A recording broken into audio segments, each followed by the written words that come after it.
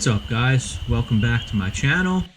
Well, I had a viewer request a while ago, just getting around to it now that I discuss how I set up the bypass on the CR Spotless. So I figured I'd show you guys that and chat a little bit about my long-term experience with the Spotless, and also we'll chat about the Kranzla briefly as well.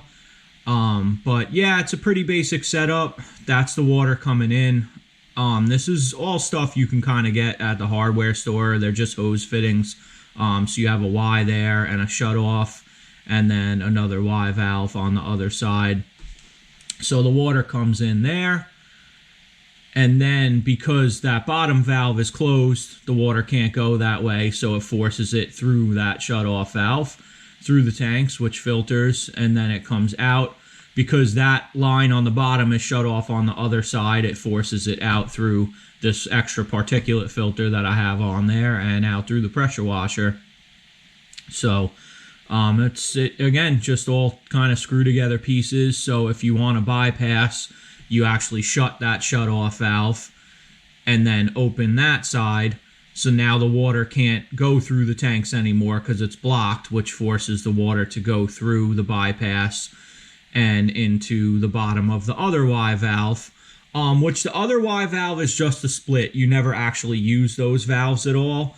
And again, the water coming out of the tank is blocked from the other side. It can't go that way, so it just forces it back the same direction through the particulate filter and out the pressure washer. So when you're ready to filter your water again, you just open the shutoff valve and close the bottom of the Y, and you're back to filtering. So obviously I'm still using the CR Spotless, which should lead you to believe that I like it. Beyond liking it, I find it at this point to be a piece of essential equipment.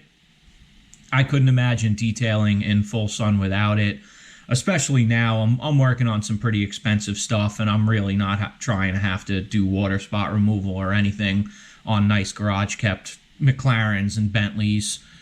So I've probably filled it about 5 times last year, all in all. I think it's about 130 per fill. I was originally doing the exchange on the cartridges, which is $10 less. But what I found is I don't like to change it until they're actually done. And by the time the TDS meter shows you that it's done, you have to order it, and then, you know, it could be a week before you get them, and I like to change them right away. The TDS meter does still work perfectly fine. It's not reading 0 right there because it was static, but that's actually in the middle of a wash, and it's running through. But as far as the fills, what I wound up doing is just buying the actual media for it. It's $10 more per fill, but then I have it on me. And whenever it's ready to be changed, I can come home from detailing that night and change it immediately. And I don't have to go a couple of days or a week without it being, you know, completely ready to go. So as far as the Kranzla goes, I love this thing as well. It's a great machine. I don't think that I'd want to use any other pressure washer. It's quiet. It has the perfect amount of power. As far as I'm concerned, the 1.6 gallons a minute is the perfect flow of water. It's enough to do the foam cannon, but not too much where I'm flooding out and making big puddles around the car. I think it's kind of just right.